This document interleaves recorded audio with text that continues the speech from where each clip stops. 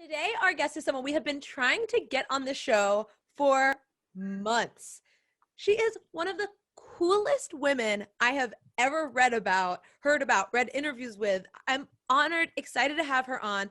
She is the CEO and founder of Uoma Beauty, and she's the creator of the grassroots anti-racism movement Pull Up or Shut Up campaign, which we featured before on the show.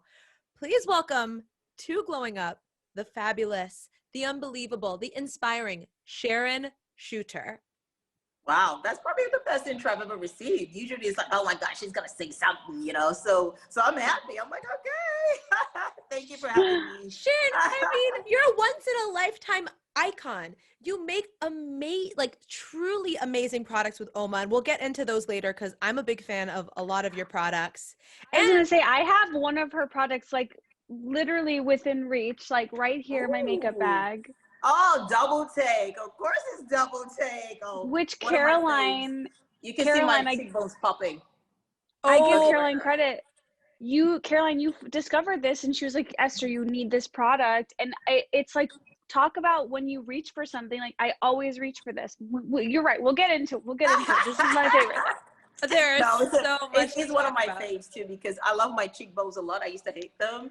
So I'm always double taking. This is my signature, the chiseled cheekbone, to emphasize, and, colored lips as well, because as a kid, those are the two things I used to get teased the most about. My cheekbones were too high and my lips were too big. So I was called Froggy. So now I'm all into that Froggy vibes. You know what I'm saying? So, yeah. Embrace the frog. Embrace that people tell you look like. Whip it all day. Just be bouncing ribbit, whatever you need. So, it's actually interesting you brought that up because I did want to ask you about your childhood and growing up in Nigeria because, I read some interviews with you because I'm a freaking huge fan. And what I read, and you'll have to clear this up, part of why you founded Uoma was kind of a reaction to what you had growing up in Nigeria and how it was kind of hard to find suitable makeup and you just, maybe didn't feel like fully represented in the makeup lines you saw. And Yes. And I think, it was all of that, both in Nigeria, because I spent my early formative years in Nigeria, and then I went to Australia where I spent my adult years. But, I always tell people that you'll be shocked, like in Nigeria, we're still reeling from the colonial influence. We only quote unquote got our independence 60 years ago. So that's not a long time ago. That's my mother was already almost a teenager at that point in time. And so what we have is this huge hangover of this kind of output of colonialism, where we are the first real post-colonial generation. And so a lot of the ideas we were raised with were all very Anglo-centric, oh, the white man is the savior. The only way you can be beautiful is if you're white. Your hair must be straight. 70%, I think that's the data of skin bleaching cream consumption in the world is in Nigeria. Are you kidding me? Think about that. Like, it is staggering. Most women will bleach because it's standard. The lighter you are, the fairer you are, the more beautiful you are. And the darker you are, the uglier you are. And so it was insane thinking about that the beauty standard, even in a country that is over 90% Black, was still a white standard. But like I said, it's the hangover of the, colonialism. Mary McKeever actually said, it's quite interesting that wherever white people go, whether they're the majority or the minority, they're the standard, right? So even in a country with over 90% Black population, we were still raised to sort of aspire to that. I wasn't even 4 years old when my hair got straightened and relaxed, because that's the standard of beauty. And same thing there, you can't find beauty brands there because, they consider it a shithole country, it's a third world country, why be there? It's only even in the last few years you started seeing beauty brands enter the country. And then, growing up, we used to use powders that would you were completely gray, like when you use them, so we didn't have a lot. And even when I was even younger, until we had a really good head of what is called the NAFDAC, which is like the FDA, Nigeria used to be the dumping ground of the world. Immediately formaldehyde and all these things got banned overseas, they sort of like move them and go drop them. And this is what brands do. They move them into third world countries. So this is why you were seeing lead, these things that literally kill people. Yeah, those were the things that were available there.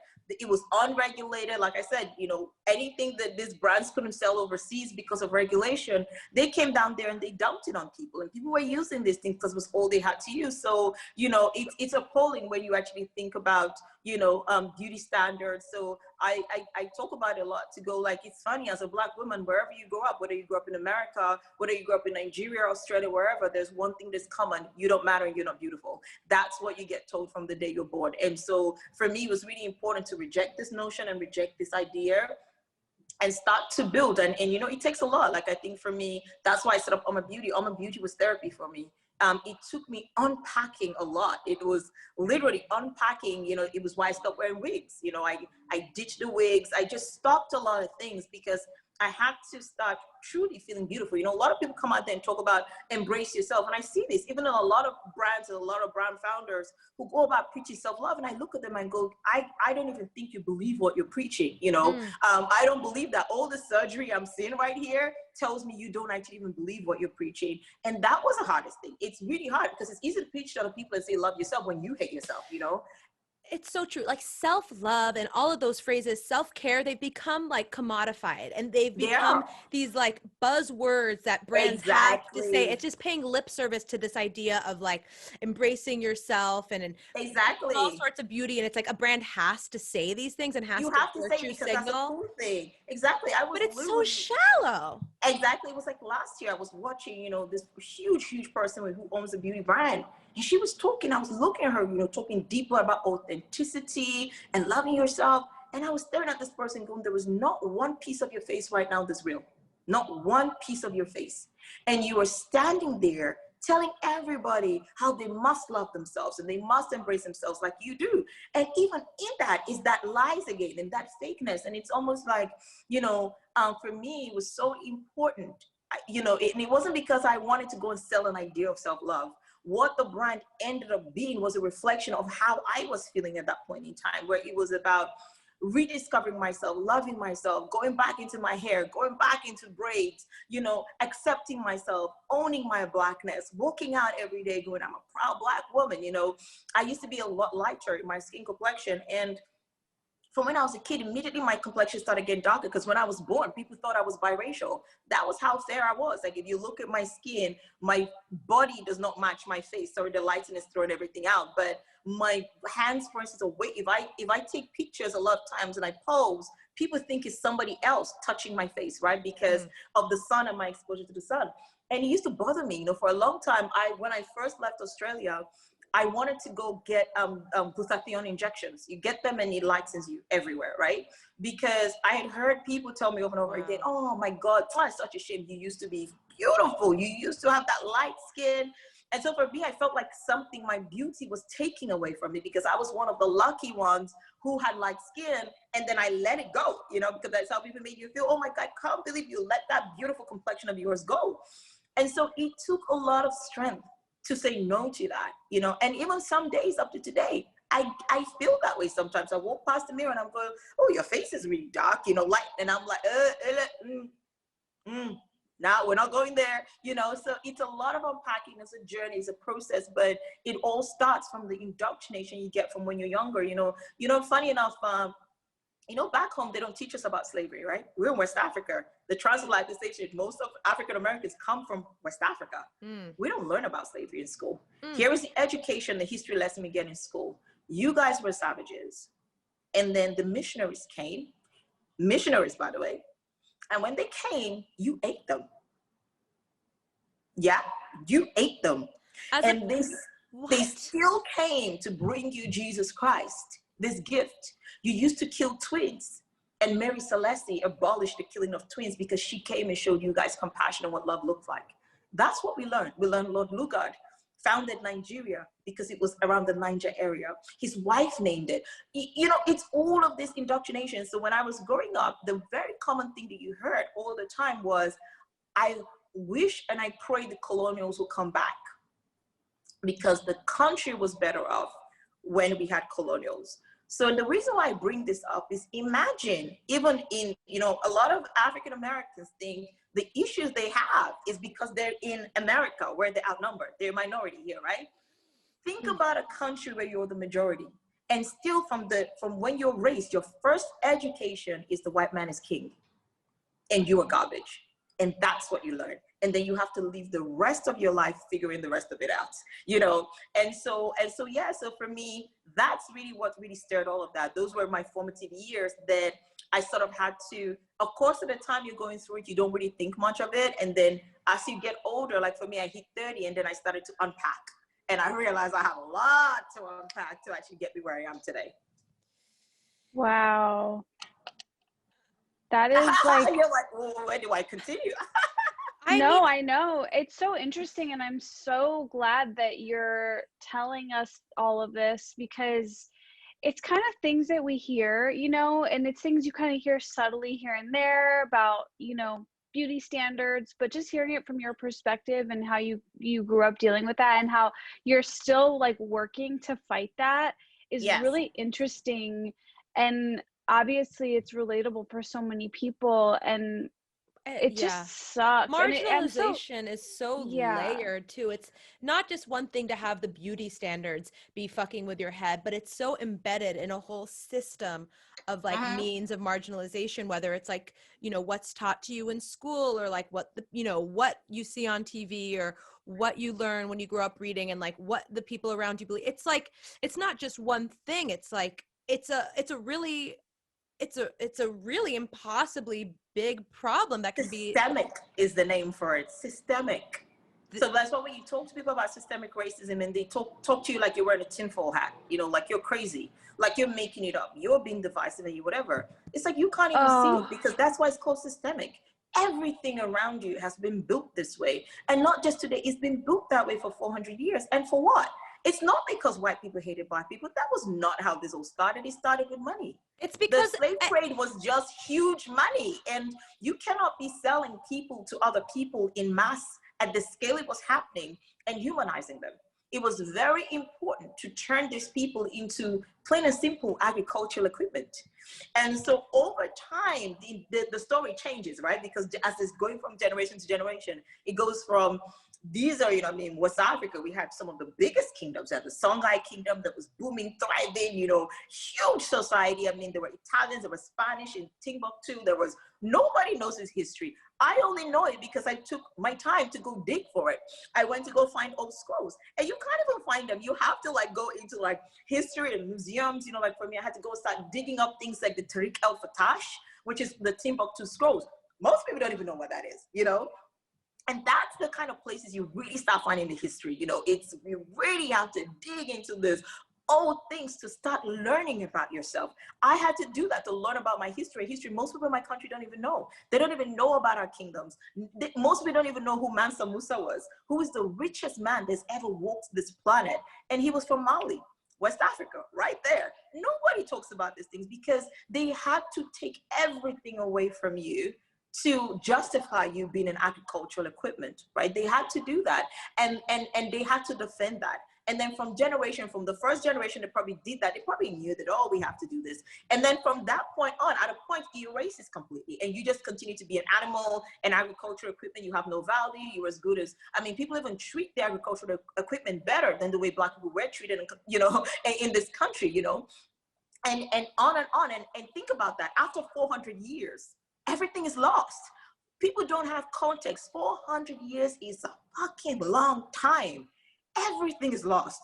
Oh, you know, people are not born hating. The idea of racism didn't even exist until the 15th century. Everybody was all about empires. You had great empires, they would rise and they fall. Who cared what the color of your skin was? It was all about the might that you had of your empire and how you could trade and what you could do. And all of a sudden, with the invention of the slave trade, you had to dehumanize people, and then it stuck. We have lived, and this is the part I keep trying to get into people's heads. The world lived for longer without racism than it has with racism. Racism is only 500 years old. The world is a lot longer than 500 years old. So we can undo it because we were taught, but to undo it, it took 400 years to get it. Thank God now everything moves a lot quicker, but we have to all put that effort to undo it because it doesn't make sense. It is not even natural to human beings. It is stupid. It was just a bunch of white men trying to make money. And then now, so when I see some of this kind of like real, you know, black hating people go red in the face with hate for you, and I'm looking at you, go, how stupid are you? That all of this, you even broke, motherfucker. Like, you were broke. And what you actually upholding is some greedy white man 500 years ago wanting to make cash and secure his line of cash. And now you're standing here looking at me, hating on me, and you don't even know why you hate me. And that's the funny thing. You don't, because it is not logical. And so racism is learned. It's not a natural human behavior. We learn it. We taught it to our children. It's been coming, sipping into society for hundreds of years. At first it was law. They took it out of law and made it this silence thing out there. And it is our responsibility, all of our responsibility, to correct the last 500 years and take the world to how it has been for much longer than 500 years. And to recognize that a lot of what keeps people from talking about systemic racism and acknowledging systemic racism is, you know, when the status quo benefits you, or you can like keep living your life with the status quo, it really prevents people from looking inside themselves and asking the hard questions and making change and like acknowledging that they're complicit in systemic racism. Well, let me tell people something. I hear a lot of white people say this, a lot of it doesn't bother me, doesn't affect me. I'm like, it doesn't bother you now. But let me tell you something. And I don't want to sound like a crazy person, but I'm going to say this as blunt as I can. When you've oppressed people for 500 years and they've kept quiet, don't you think at a point they're going to hit their breaking point? Everybody hits their breaking point, right? Ain't you lucky that all they're doing right now is protesting? Have you ever thought about the reverse? What happens when they get to the point where they go protest and doesn't work? What happens when saner heads like us, who are just coming and literally reasoning with you by words and just going, hey, dude, let's just do the right thing. What happens when this doesn't continue to work? Do you think in 50 years' time, anybody will be able to justify anything? Do you think in 50 years' time, people will be protesting? They will not be protesting anymore. Do you know what's going to happen then? Everybody figure it out for yourself. So for me, I go, a lot of people keep saying it doesn't bother me. And I said it should. If it doesn't bother you because you care, do it for fear. Because when you have oppressed people for a very long time, it gets to a point of time where they have no choice than to do what's necessary. Because I can tell you one thing, a lot of communities that have been oppressed and brutalized, they're not gonna stay oppressed and brutalized for another 100 years. That is the truth. So right now, it's in everybody's interest to do the modern thing and just come together and sit down together and find a path forward. A path that is just conversation, dialogue. Let's change our society. We have gone past the era of wars. We're over that now. And that's what I keep screaming to a lot of white people around me, that you don't have to care about me to do it. You just need to care about yourself enough to do it, because there will come a point in time where there is no sane head like mine or any other person who can stop people who've been starved for 400 years from going to get that food. You know, Tupac once famously said, he's like, imagine if you're standing outside a door, right? And you're hungry and you're starving, and you can hear people in there having a party, and you're knocking on the door. At first, you're gonna be like, hey, and then they open the door, and you can peep in there, and you can see food in abundance.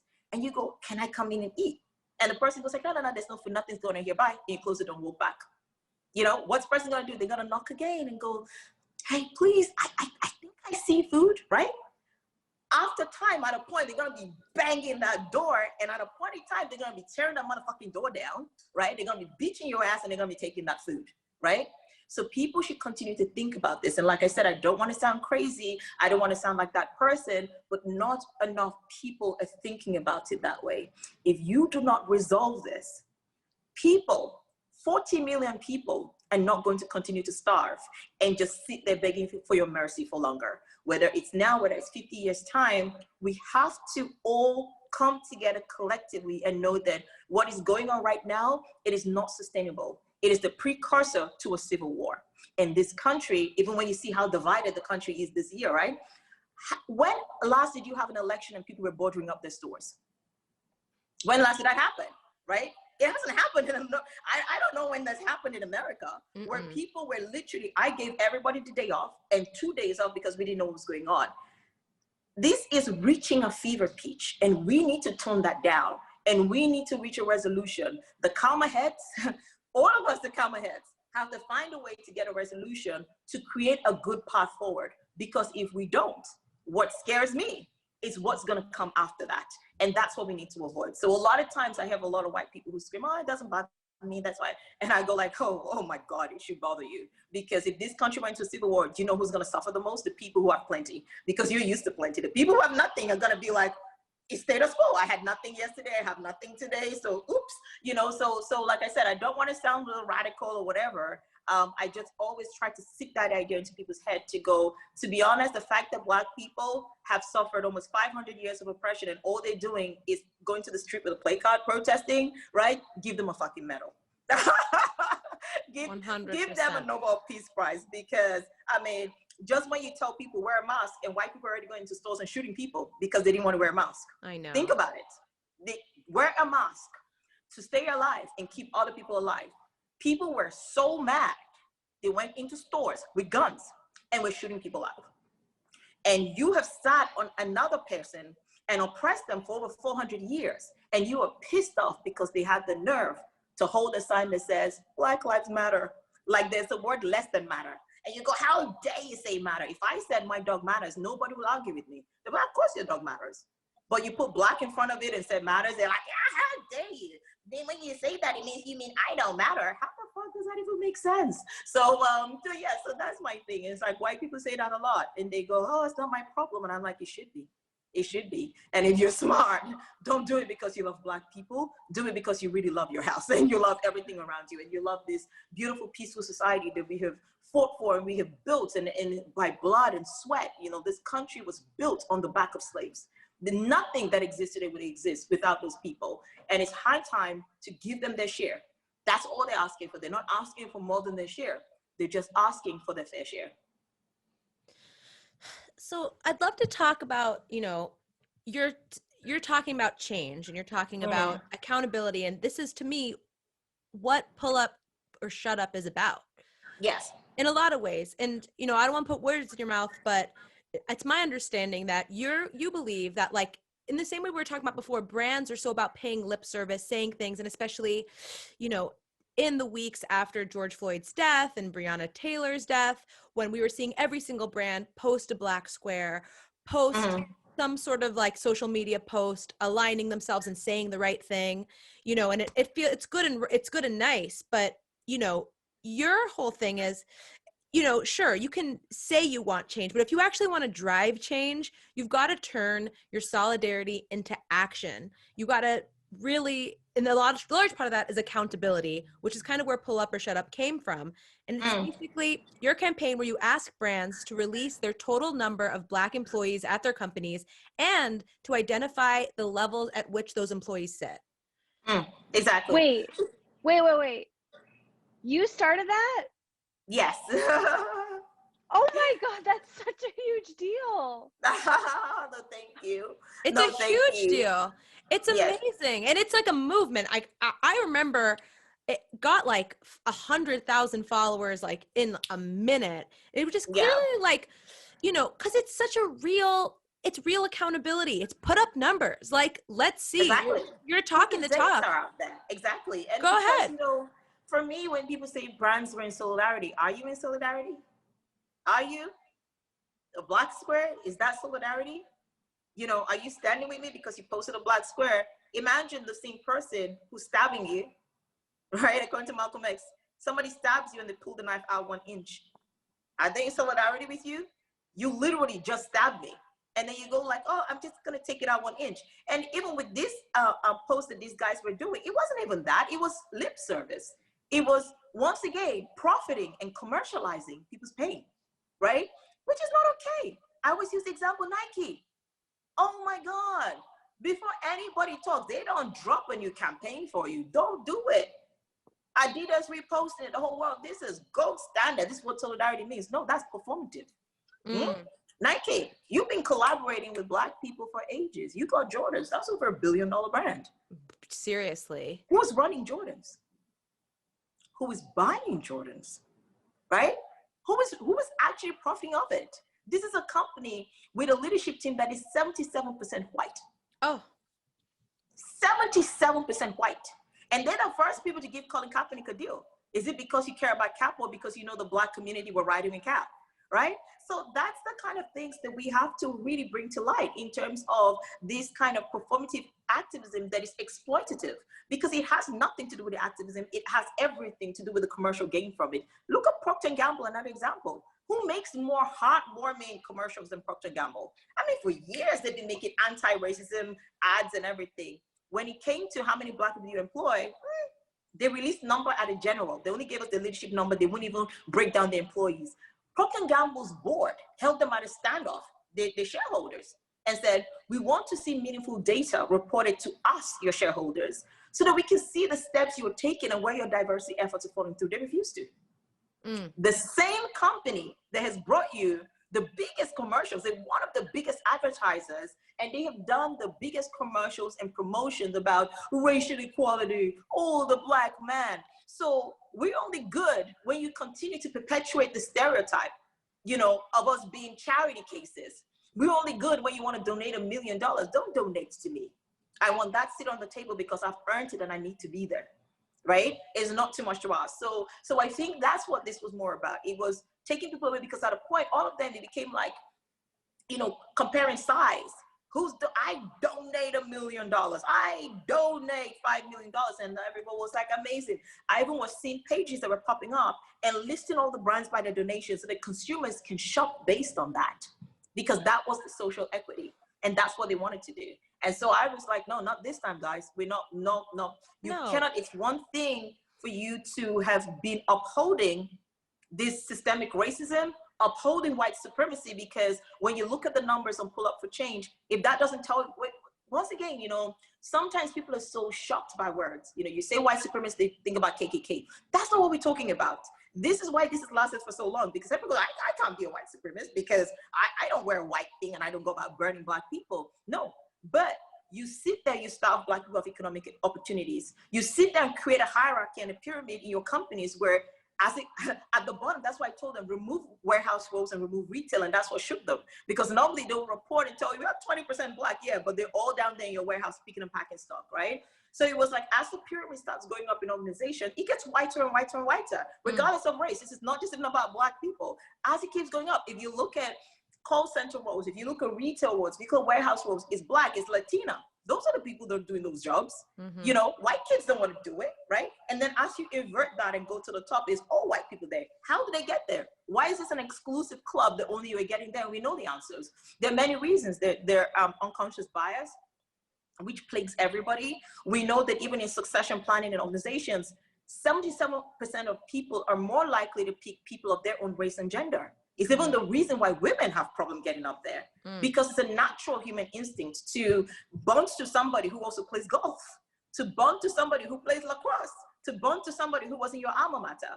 How do you bond with somebody when you have very separate life experiences? So there are so many reasons that this has happened, right? That has led to this kind of structure where white is supreme. And that's what white supremacy is talking about. It's not saying you hate Black people. It's not saying you're going to kill Black people or you're going out and burning Black people's homes. It is saying all roads leads to people from a particular race being on top of that pyramid in a disproportionate kind of quantity, right? And so for me, it was, you cannot be, as a company, people don't understand the power that organizations hold.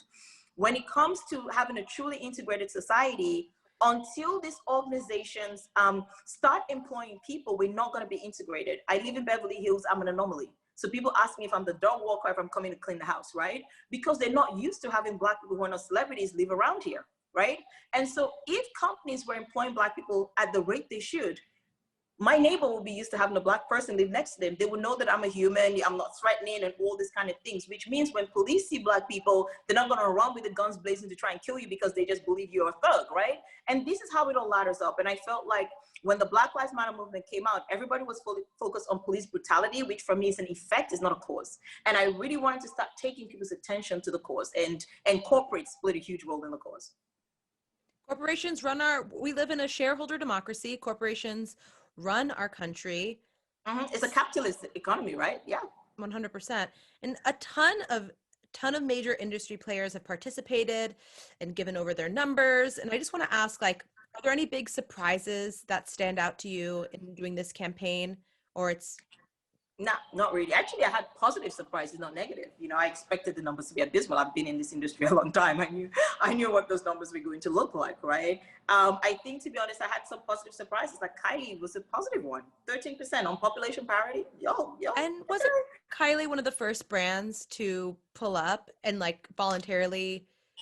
No, Milk actually was one of the first brands to pull up. Milk, Elf Cosmetics, were one of the first brands, other than the black-owned brands. Obviously, the black-owned brands pulled up straight away. Minted, shout out. Beauty Bakery. The black-owned brands. Iman. Oh my God, Iman's pull-up was one of my faves. By the way, it was legendary. She was almost like, I've been pulling up for 21 years, 26 years, so something like that. And I was just losing it. It was so epic. It's what it stands for, because people don't understand, just because a brand has a black face don't mean they employ black people, right? And to see brands like Iman's brand where, even though like it's changed hands and everything, she still stayed on it to keep the heritage and keep it what it was. Mm-hmm. So her pull up was, and I mean, she's a queen anyway. So she was like been pulling up since 1993 and still pulling up today. And so it was so good.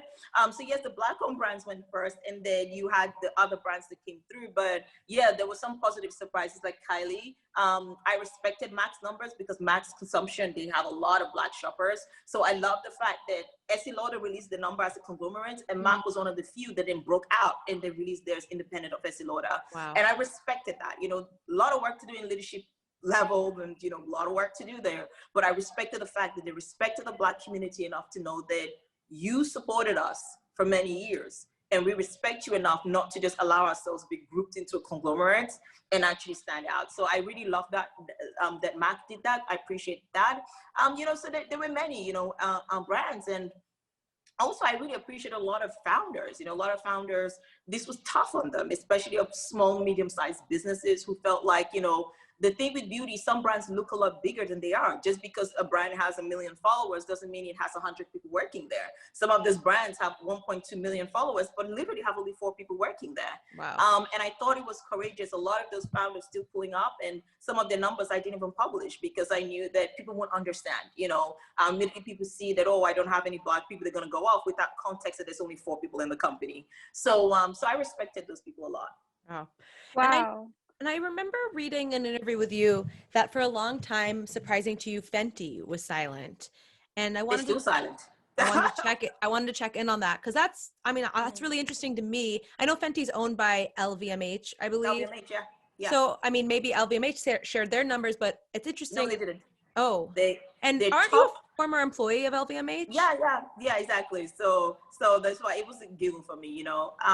The Fenty thing was very disappointing, especially because them being silent, you not having black representation is one thing, right?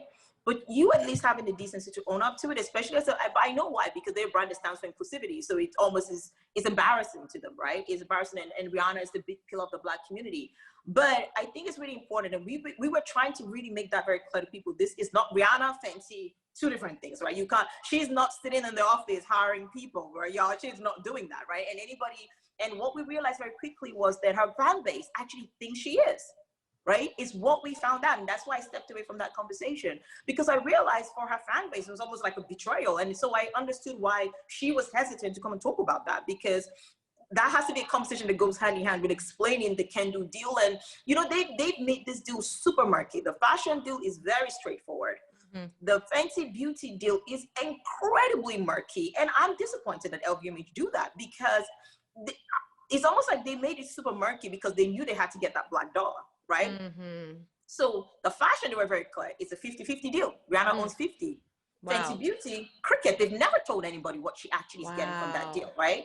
And then setting up Fenty Beauty LLC, right? Fenty Beauty LLC is the part that actually owns the trademarks. It's not a functioning company. It just is a normal thing you do in licensing deals. So when you license your image and your likeness and all of that, you would usually then create another company that then owns all those trademarks. Because just like with Kat Von D, the second can-do is done with you, you can be gone at any moment in time. It's a licensing deal. They'll just change the name. Like Kat Von D, they changed to KVD Beauty, and that was it. Sold the exact same products, right? That's the danger about licensing deals. So what people do is they create the side things, because that allows Rihanna to own the name Pro Filter. It allows her own the name, you know, Stunner and all the things like that, which means that even if Kendu decides to kick her off that deal in future for people to understand how these commercials work, you're gonna still have to run her money if you keep using those products with those names because they own the rights. Now, in Fenty Beauty LLC, LVMH owns 50%. And Rihanna owns 50% of Fenty, because remember, when you say Rihanna, I mean, Jay-Z is taking money from that. Jay Brown is taking money. Once you're a singer, a lot of people are touching your money, right? Right. So nobody actually knows. There's speculations here and there, but they've never come out to confirm what the actual percentage she gets from that deal. None of our business. I don't care about it. What I care about it is when you start marketing as Black owned, because this is also a problem, right? It's a problem because you're saying Black owned. Black people who you don't employ, by the way, are running in droves and buying these products because they believe in this person. Meanwhile, a French man is getting richer. Selma Hayek's husband. No, Bernard Arnault. What? Oh, François Pinault owns. I always get confused. Oh, I always get confused. No, so it's you know, it's still net French boys always win, right? Seriously, it always blows my mind. It's like in beauty and fashion, all isn't Sephora owned Frenchmen winning? Isn't Sephora owned by LVMH? Yeah, it like, blows my mind. People don't understand the power of LVMH. I mean, in fashion, they blitz it all. In beauty, we're talking about Makeup Forever. We're talking about Fresh. We're talking about Benefit Cosmetics. We're talking about Sephora. We're talking about the whole Kendu. Kendu is Ole Henriksen. We're talking about Bites Beauty. We're talking about Marc Jacobs. We're talking about Fenty Beauty. You know, we're talking about KVD Beauty. It is a huge conglomerate. And that's why I go, when these conglomerates are not employing Black people, and especially you think about the arrogance, that you have a brand you're actually putting a Black face in front of, and your sales story is diversity, you still can't be bothered hiring Black people. But even the worst part, the part that kills me in this whole scenario, is even the Black people they have within those companies are so unhappy. They are so unhappy, and they cannot speak up, because the second you speak up, you have to sort of face the Navy, right? And that's why everybody stays silent. That's why everybody walks away. Because the second you open your mouth, because Rihanna is a pop star and very well respected. I love Rihanna. I respect her, right? She has this fan base that will attack you immediately. Remember, people forget this. When this Black Lives Matter thing happened and Pull Up for Change happened, very quickly, one of the first people to blow the whistle were Fenty employees. And they came out and they went to Estee Laundry and they said, we were called into this meeting. We have the white woman who's like the SVP crying and making it almost like wanting us to console her. Oh, the white fragility. But he was there. He was out there, right? The CEO was sitting there on his phone, literally completely not even listening to anybody. And they said he was processing and taking it in.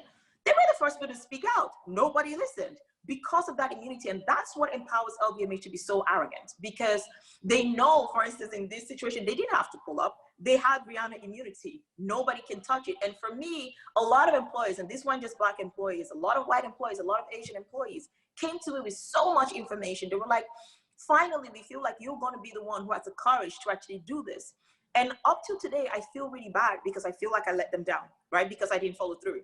And the reason I didn't follow through was that I did not want this to become a war between two Black women. Because I knew that's how it was going to get spun out. It was going to be, oh, Sharon attacking Rihanna and blah, blah, and all of that. And at the end of the day, that's not what I'm talking about. That's not the piece. I want her to be paid more. Firstly, that's the piece I care about. And number two, I want LVMH to stop profiting off Black people without employing Black people, because I came from that ecosystem. And I can tell you, they do not employ Black people. They do not care about Black people. It is not a great, like Benefit Cosmetics wrote accountability is the best cosmetics and didn't release numbers. After literally writing that statement, it opened up with accountability is the best cosmetics and never posted the numbers, because we know what those numbers are. I worked there, right? We know what those numbers, you know, when I was at Benefit, Dennis Americ's built the Brow collection, right? And when she would travel, people thought she was Sharon. Dennis Americ's Sharon. No resemblance. That's how much there was no Black people there. They thought it was all, we were all the same. Literally, they would run to me and go like, Danessa. I'm like, I'm not Danessa. Danessa is beautiful, but I'm not Danessa. And she's so distinct with the big braided mohawk. You can't miss that. But that's how much you like Black people in those organizations, that when they see any, it's the same person. So for me, that was really the thing. And that was real disappointing thing about the whole Fenty situation. But mostly I'm disappointed in myself. You know, I'm disappointed in myself because I let employees down. I let a lot of people who trusted me and were hoping that I was going to finally be that person who could have that conversation. And I felt I was depressed for a long time because of that. I felt like I let them down so bad, but I had to make that tough choice because I knew how it was going to play out. That the harder I went, it was going to be, and I'd already seen it. Every time on the page we talked about anything related to Fenty, the Navy will just, literally, you don't even tag them. They swooning, they start causing chaos. They start, you know, on Twitter, I was called a pig, a disgusting person. I'm jealous of Rihanna. I should go kill myself, you know, and those don't bother me. What bothered me was just that optics of two Black women fighting each other, because that's not what I'm here for. I want to uplift Black women. All I'm doing here, all I'm doing, literally the crime I'm committing is saying, employ Black people. I'm not going to be employed. I have my own business. I already employ Black people. I have nothing to gain in this entire scenario. All I want is that, especially for companies that profit heavily of the Black dollar, it is not fair that the people who are building these brands, the women who are running off to buy Fenty Beauty, who is employing them? Where are they getting this money from? Is anybody thinking about it? You keep wanting to attract the Black shopper. Look at almost everybody's strategy is how do we attract the Black shopper, but you don't think about how do I get Black employment. And that's all my case here is. And I didn't want that message to get diluted in this drama and this tea that gets posted on the shade room, and you know, it's not gonna be about the this person snaps back, and then if she happens to respond, then it blows up, and then oh, it's two Black women fighting, and maybe there's a sassy comeback that goes oh blah blah blah, and then it's literally this scene set for two Black women to fight each other. Meanwhile, Ben Arnault is smiling all the way to the bank, and I was not gonna let that happen, and that's why I stayed away from that conversation. Well, I think at the end of the day, like, it just makes me sad when you say you disappointed yourself, because you've done so much work, labor, equity, and like opening people's minds, making them aware of these things that we knew nothing about. And even like in explaining what LVMH is, how that corporate structure works, like giving people a sense of like, it's not just Fenty and like you said, Rihanna owns the business making all the decisions. No, it's a way bigger thing. Like, no, exactly. And there is no, even like sometimes I go, maybe because people are not in the industry, they don't understand. Fenty Beauty, I mean, the reported numbers out there is $570 million a year. Do you know what it takes to run a $570 million business? Do you know what it takes, right? A lot of employees. You know, it's a lot. The teams, these are huge teams running it. Even the product development team are massive, like huge product development. They even have dedicated people just working on packaging, packaging engineering, right? That's how much work. And people just think Rihanna just sits in her kitchen and just cooks up a formula.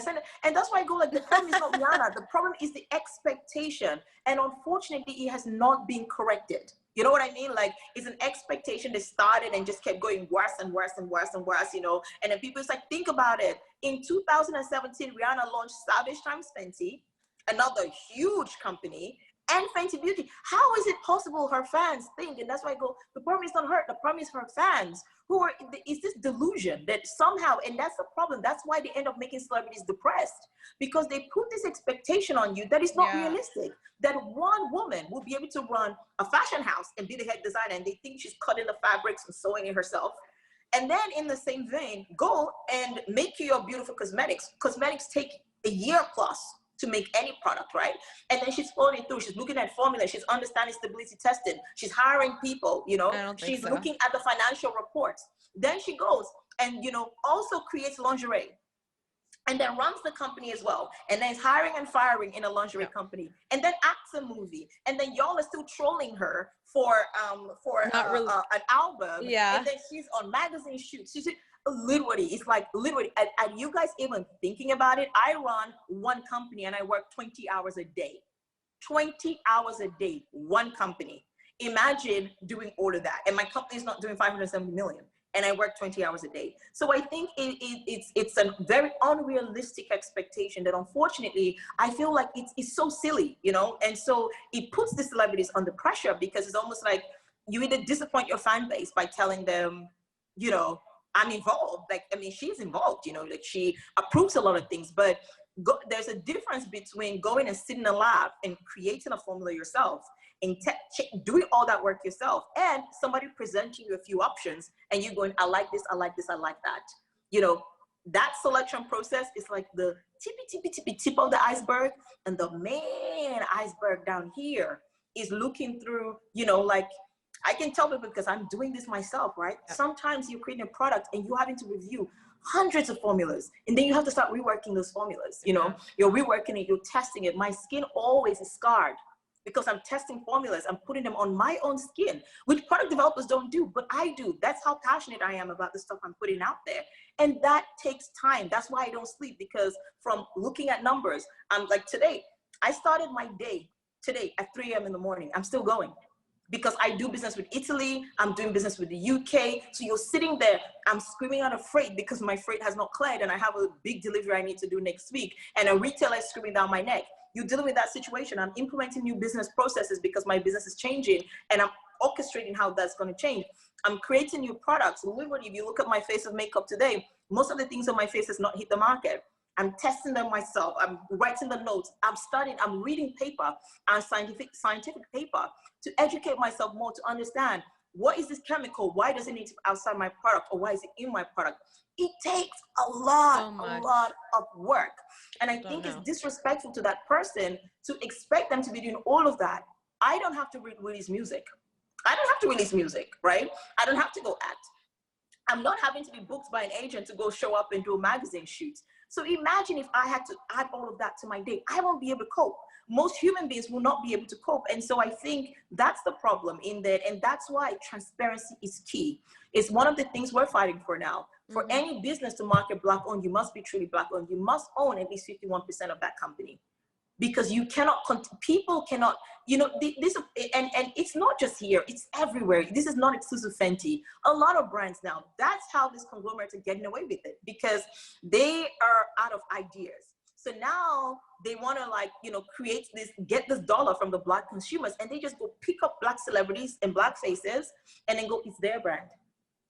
And then everybody runs in and gives them their money, but they only get in a very small fraction of that money. And majority of the money is going back into the rich white man's pockets.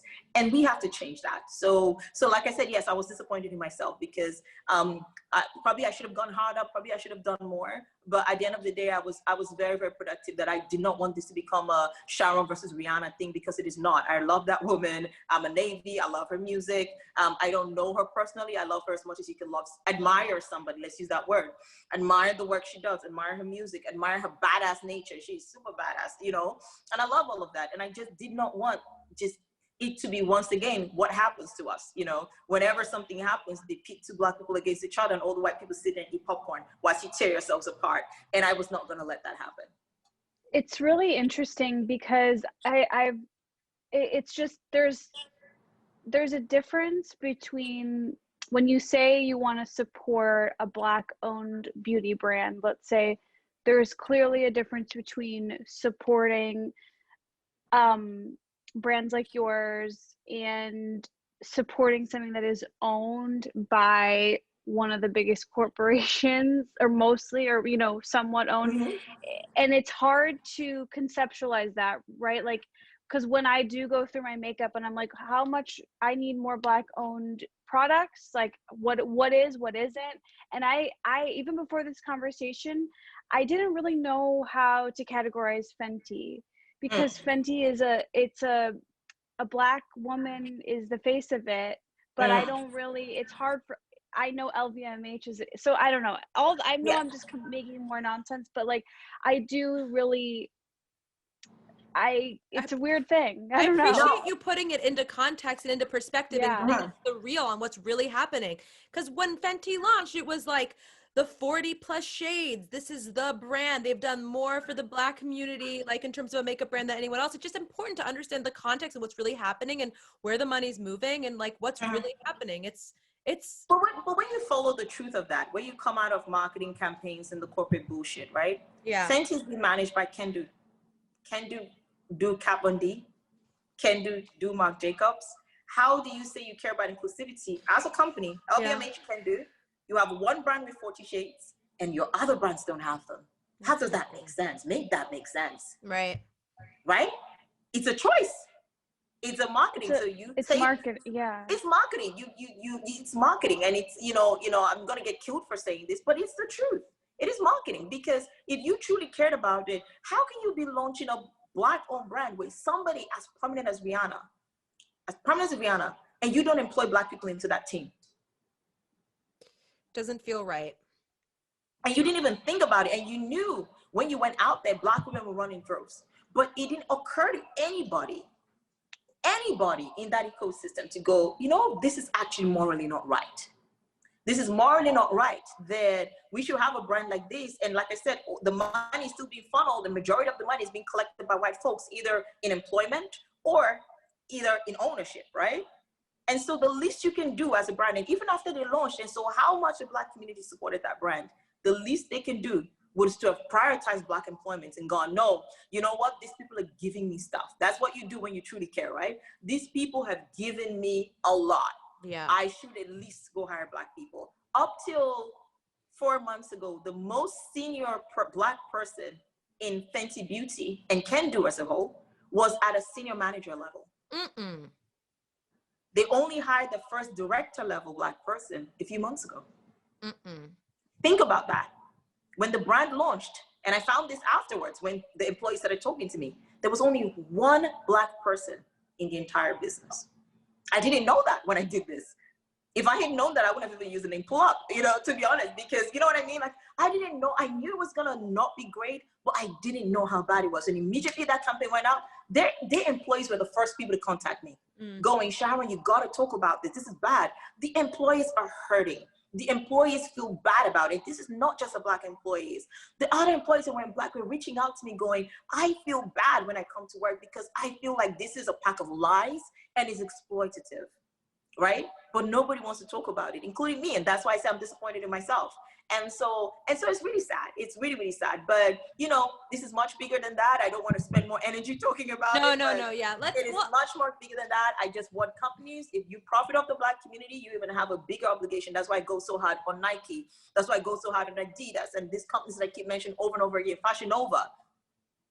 Of all companies, every company needs to employ Black people. But when you profit directly from the Black community, you have an even higher obligation to hire Black and to support Black, right? You have it because that's the people, that's what capitalism should be all about. I spend with you, it creates job, it creates the economy, I get a job, it makes me richer so I can spend more money. That's the cycle of capitalism. For the Black community, it's the opposite. They make you spend money, but nobody hires you. But then they create the desire for you to go on and spend that, right? And then what do? And then they call you a criminal. And then they beat you up and send you to jail when you try and get that money. So that's really where I come from. I think companies must hire Black people, not because it's a charity thing. One, is actually going to be good for the bottom line, because we know a study that was released about 3 years ago showed that companies with diverse teams outperform the other companies by 17%. That's a huge margin, right? So diversity is good for business, and the Black unemployment rate in this country is at a pandemic level. It's a human rights issue right now. Every employer should be an equal opportunity employer, and right now they're not. And they have to be that. So that's also a legal problem, right? You must be an equal opportunity employer, and they're not. So we need to get companies back to where they should be. The law requires them to be, and then we can figure out the rest later. We so appreciate the work you do and that you're sharing so much information with us and our listeners. It's really important to hear it. You're so wise. You know so much. You're speaking truth. And we're just grateful for you taking the time. And before you go, I do want to take a minute to shine some light on your amazing brand and your amazing products and make sure that's not getting lost in all of this, because your brand is freaking amazing. And thank you. Like Esther mentioned, I'm a big fan of the double take contour stick. The formula on that contour stick is unlike anything I have ever put on my face. It is head and shoulders above every other cream contour product I've ever tried. And Same. I mean, and you have amazing foundations, you have amazing lip products. And I don't want to over focus on one thing, but yes, but goddamn, that contour stick is fucking amazing. It is very popular. A lot of complexion is a very popular category. And like I say, one of the things with me and my team know that, right? I'm obsessed with innovation. I'm obsessed with, and when I say I'm obsessed with innovation, I'm my product developer. I do all the product development I don't even have an assistant. That's how obsessed I am. I don't even have a product development assistant, right? I have my executive assistant, but I don't have even a support structure in product development. I'm product development, from packaging development, every packaging design, every product choice, every formula choice, because I'm obsessed. You know, as we grow bigger, yes, I'm going to need support, but I'm always going to hit that because I am obsessed, and I find brands are lazy because product developers are lazy. They're not emotionally attached to it because it's a job. A lot of them don't even wear makeup, right? And so for me, it's very important for me. I wanted to create this community where everybody can come and, you know, you can express, you can be authentic, you can speak your truth, you can be yourself, and the thing that bonds us together is product, right? And so that product has to be phenomenal. It's like music. Music bonds people together, but it has to be good music, right? Just because, you know, you're woke and whatever, and Bob Marley's music was crap, we'll still won't listen to it, right? But the music was bomb. So we all come there, and then we sit there, and then we talk about all the things that bond us together and all the things that he stood for. So that was really important for me. And the second thing why product innovation is an obsession for me, typically businesses that have catered to a multicultural audience, right, always do it really bad and in an uninspiring way. Terrible formulas, packaging horrific, you know. And for me, it was very important to step up and change that standard and elevate that standard, you know, and go, I'm not a celebrity. I'm not backed by any, you know, I'm not a, you know, coming in, you know, I'm a nobody. But every single thing I make, I want people to have pride in, and everybody to be able to enjoy it. But because I put a stamp on this and says, this is an Afropolitan thing, it has to be the best, right? You know, makeup started in Africa. So if I'm coming back to take over this industry, we got to do it right, and we got to set the standard. So for me, it's super important. And if I have a product that doesn't work on all skin tones, it doesn't make it. If I have a product where, you know, and that's the funny thing I love with product developers, because it used to always be flabbergasting to me. They would sit here and they will tell you, this is the most innovative product. And I'm staring at them going like, did you smoke something this morning? I remember I was at a beauty company, and they presented their 5-year strat plan. And it was one of the plans was, we have to come and dominate foundation. It's an important category. And we're gonna release something crazy innovative and game changing in year 3. What is it? And they put in this product. And it was a mousse foundation. And I was sitting there looking at everybody in the room, and everybody was like, wow, this is so innovative. Wow, because that's corporate, right? Everybody rattles on the same thing because everyone wants to be popular. And I was always that person. And so I go like, I'm sorry, I don't want to be that person again. But last time I checked, Maybelline had Dream Matte Mousse. Like in like 2005. Ages ago. Why is this innovative? And this person was so mad at me. This head of innovation was so mad at me because I did challenge this idea and was like, it might not be innovative to the industry, but it's innovative to us. That makes a lot of sense. It is innovative to us because we've never had a mousse foundation. So it's now about us as a brand, not the category, not the market. So you are investing all of this money to release a mousse foundation, which you're probably going to release in 12 shades, right? And so, so for me, I was obsessed with innovation. I still am obsessed with innovation because it's like, and when I work with suppliers, they hate me. They don't like me because I'm that person who calls everyone like, this is, how can you say these people it's like almost like the emperor who wore no clothes in innovation, honestly. These people will sit with you and be convincing you something is not what it is. And everybody in the room around you be going, this foundation is transfer proof. It's not. Oh, it is transfer proof. Transfer. Oh, you press your face too hard. If you could just, then they'll take a white tissue. If you could just, see, no transfer. Did you smoke something this morning? Mediocrity. Exactly. Who does that? And so, it's like my foundation is out there. People ask me, is it transfer proof? And I say, no. A lot of foundations that perform at that level, they claim transfer proof.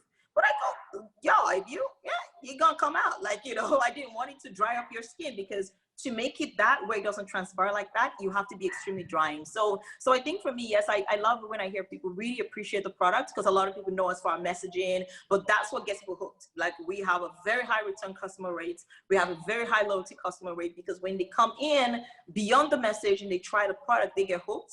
And people always go like, oh, this is my favorite product. And 2 weeks later, they go like, you know what? I just tried Boss Boss. It is freaking awesome. I just tried. And so now, like next year, we're going to do some deletions as we welcome some new products to the family. And I know it's going to be chaos. I am waiting for those emails and those DMs going, how dare you take away my product? And some people's faves are going to go and come back in a different form. And people are going to be big mad. And I know that. And I'm like, sorry. It's just. We trust your vision. We trust your vision. And you have so many amazing products. Like you mentioned, your foundation. It's like you have the Say What foundation. Yeah, Say What? You got the Stay Woke concealer. Yes.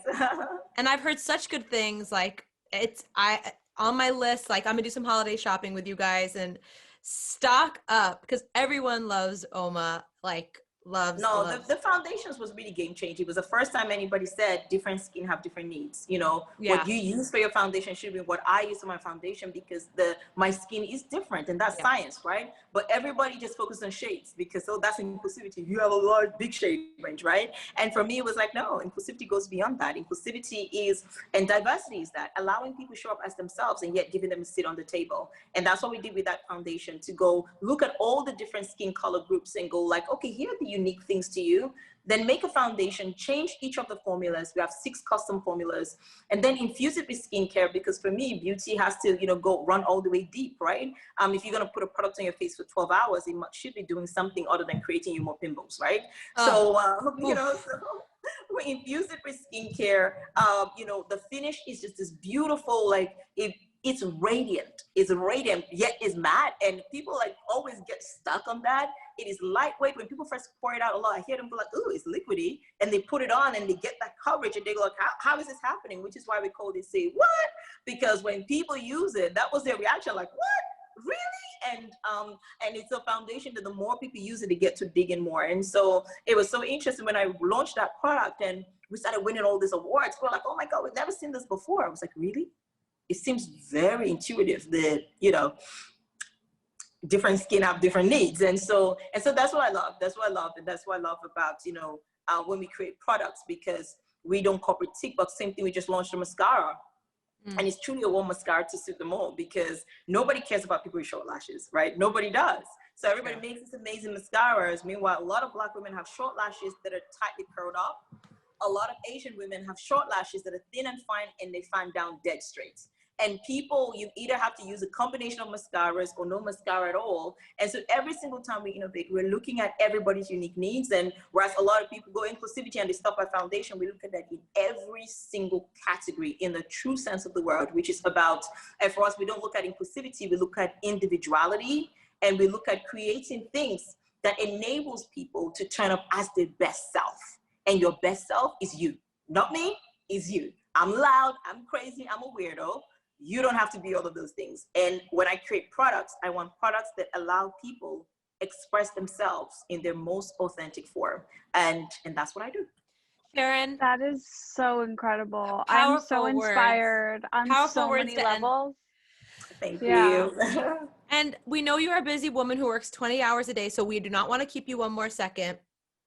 You've got you've got to call customs. You've got to swatch. I don't know. No, what I got to do now is eat because it's what the time now? It's 5:42 and I haven't even had breakfast. So I am finishing this interview and I'm going to eat because my doctor has put me on notice and he's like, you see this thing that you do with not eating because you get too busy and you forget? Yeah, you got to stop that. So I'm on notice and my assistant literally now texts me reminders and grocery shops and sends them to my house to go eat. So I'm going to be eating some food right after this call because I've been a very bad girl. Okay, you go eat. And Sharon, before you go, where can we find you on Instagram and the Pull Up for Change initiative on Instagram, just so people can go follow you right now? Yeah, so Pull Up for Change. Okay. You can find Uoma Beauty, Uoma Beauty. And if you want to see my boring ass stuff, Hey Sharon C. I'm not on the gram every day. Once in a while I pop in and say one or two things, but yeah, oh Lord. She's busy. I'm like, yeah. So yeah, that's how you can find me. Yes. Sharon, it's an honor to have you. Like, we are so grateful for your time, and go eat, and we'll see you soon. And everyone go buy Uoma Beauty. Thank you. And follow Sharon. Yay. And thanks guys. Such a pleasure.